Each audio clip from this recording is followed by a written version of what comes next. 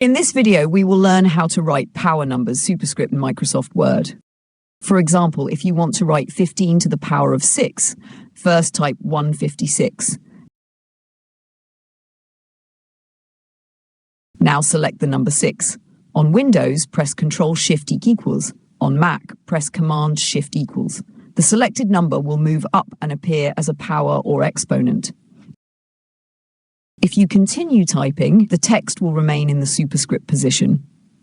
To return to normal text, press Ctrl-Shift= again on Windows or Command-Shift again on Mac.